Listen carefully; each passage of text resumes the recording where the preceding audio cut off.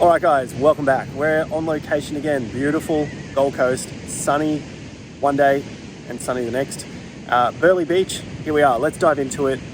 The update today, Bitcoin will boom, but first, the death of cryptocurrency. Hear me out. I've got some explanation to do, of course, and I'll make this one relatively quick because, well, there's a pretty simple understanding to how this plays out.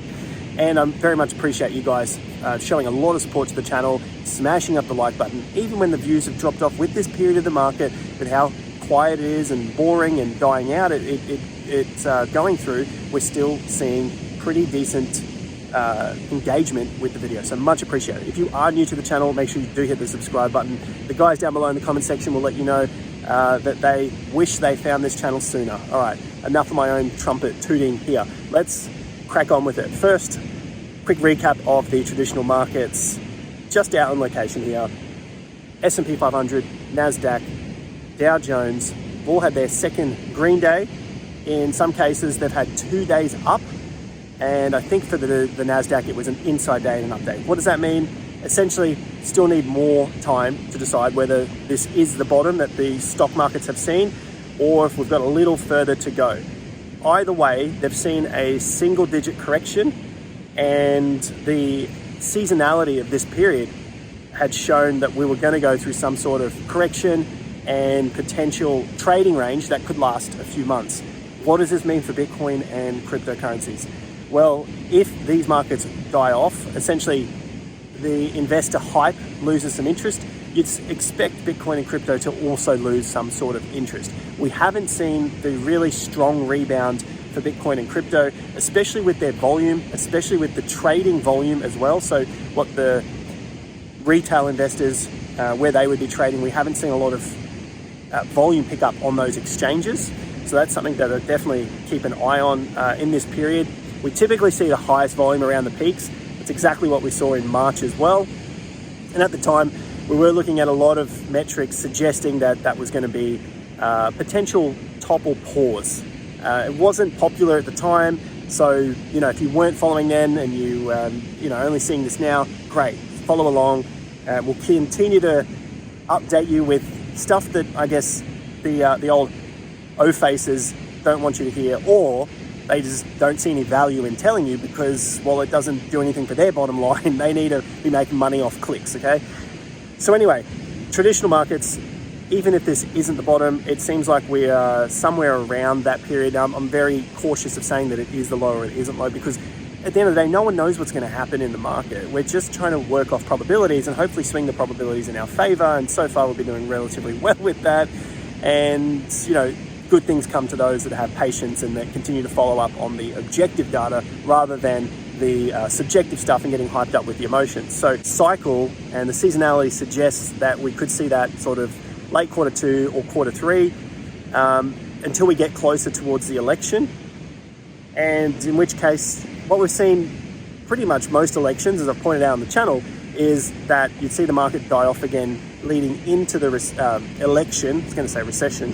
We don't have one of those, and that's very important to understand too. After the election, you'll start to see markets pump. So that would be Q4, probably the November, December period, right?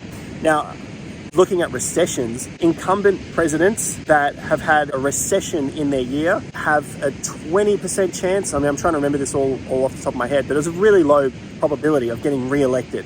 And so I think what's going to happen is you'll probably see the Fed and everyone else do everything in their power, basically more spending to keep the president in power. That's essentially what happens with this, with the presidencies and the elections. So there's a much higher chance. It was roughly 78% or 80% chance that the current President Biden would get re-elected if there is no feeling of recession, or less feeling, essentially, of recession. Now, we had huge feelings of recession in 2022 and 2023, so luckily they didn't have the election then, but there's obviously less feeling of recession now, so it might be more in their, for their interest to be able to get re-elected this time around. Either case, whoever side you're on, I don't care. It doesn't matter. They all do the same thing over and over again. That's a story for another day when it comes to politics, but essentially it's the same nonsense over and over again, which is why the 18.6 year cycle continues to repeat. that might be something that we can continue to talk about as we get closer to the election. As per usual, markets are up, cycles are up, Bitcoin will boom. So we've got that out of our way, looking at what I think, anyway, from my analysis, is going to happen for the stock markets, whether we do go into this bit of a sideways churn, not reaching new all-time highs, which is really where the retail market gets super excited about the market, which could lead Bitcoin to dying out as well. We haven't seen the volume come back. We've seen the 67K get met. Today, it got rejected just slightly. We might see a little bit higher, so we've got to, keep our wits about us. There are targets to the upside. 69K's next, and 71K, which is where it's been rejected from before. So super important numbers to look at. But for cryptocurrencies, the old death of crypto, typically what we've seen with each cycle previously, so we've got a couple of cycles to work from now, but even so, you can see cycles within cycles. And from these times, if Bitcoin is to die off, you typically will see cryptos also die off. And they're dying off against their Bitcoin value. Now, you might remember in the last couple of videos, I said now might not be a bad time to be looking at DCAing into cryptos. I say that because, well, do you want to be getting into crypto when everyone else is getting into it and they're all pumping?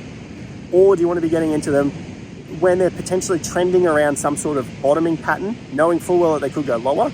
But we have seen many cryptos down 60% from their highs. That's 60% in USD value and 60% in BTC value. So when you compare your alt against Bitcoin. So I've talked at length about finding your strong versus your weak cryptocurrencies.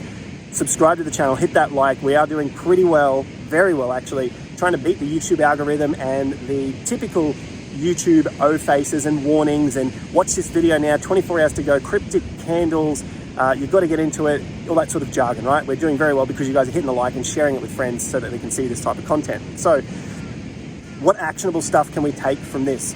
So if Bitcoin is sort of cooling off, it's been up 6 months in our swings, 7 green months.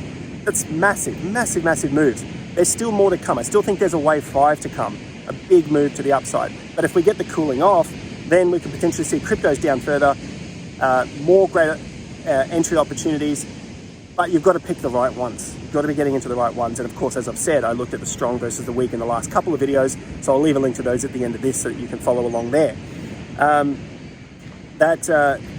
Those price points for Bitcoin, the breakdown of 59 is obviously a key level. The levels below that, roughly 56 and 53K. Does it get there? Who knows, right? But as long as you've got on your plan, there is a possibility of that, then you know what to do. Get in a little bit where you feel comfortable and then have some backup if it goes lower. Then if it doesn't go lower, you've got that backup to enter on confirmation of the uptrend. That is the beauty about being a trader and a medium-term investor. You've got opportunity no matter what. You don't have to worry about it. The biggest thing is you don't get these opportunities so often, say for cryptocurrencies. So choose the right ones. You've always got an opportunity, something's going to pop up, just make sure you get into the right one. So we've talked about that plenty of times. So the death of crypto.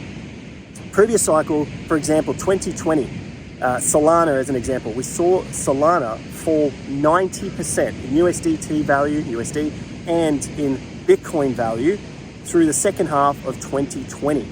This is what the death of crypto looks like. 2023, we saw the death of crypto through the low in June and then to the low in September. There was also a quick dump in March, which was the old banking crisis.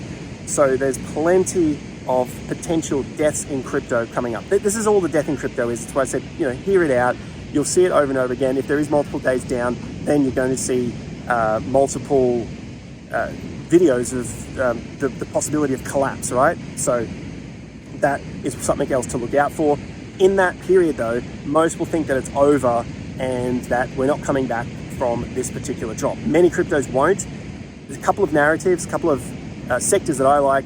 Obviously AI, I think that one there has to stick around. Meme coins, it has pumped, but they're still holding up relatively strong. And I'll get into those when I go back into the chart, but I just love being out on location here. Sound of the waves, beautiful, right? Meme coins, what I'm noticing with gaming, there are some that are going, but it seems like the talk is louder than the walk. When you especially look at YouTube and on X, the talk about gaming going up seems way louder than what is actually going on with the price on the charts and then the strength on the charts. Correct me if I'm wrong, put your favorite gaming tokens down. That's absolutely fine. Put it down in the comment section. All good, right? So that's 3 different areas. And the 4th one, of course, would be smart contracts. A lot of things trying to take on Ethereum, which isn't showing great strength. Obviously, Solana doing very, very well. There, a look at some of the stronger narratives leading into the next move. There will be, I think, anyway, a death of crypto because of where we currently sit structurally for BTC, for many of these other cryptos, and where we are in the election year, and of course where the stock markets are, because they're starting to get their heads around the possibility of no interest rate cuts, pausing of interest rates, and a potential interest rate increase, something that we've talked about before. So I won't toot my own horn again, as some of you guys have been pointing out. But essentially, you know, I covered that over 3 months ago. Now the mainstream's only just catching up to that. On top of that, there is still a loosening going on out there. There is still loosening, and while loosening is going on, basically more money coming out, not necessarily printing, but ease of access to money, that's what loosening is also, you're still going to see markets eventually go up. So keep that in the backs of our mind, even during this period of any sort of correction here, even if Bitcoin drops back down, there is still a lot going on in the macro that should suggest we'll see further upside. The 18.6 year cycle still got a ways to go. And of course, I think anyway, Bitcoin's got a pretty good chance of doing some big things later in this cycle, even if we get this pause over this period now. Hit the like button. We are smashing the algorithm, which essentially is the YouTube audience, because they want to see O faces, they want to see warnings and breakings and all this shit. Thanks again, guys. I hope you've enjoyed being out here on location, looking at the beautiful surf here of Burley, and I'll see you guys back here in the next video. Thanks again, guys. Take care. Peace out.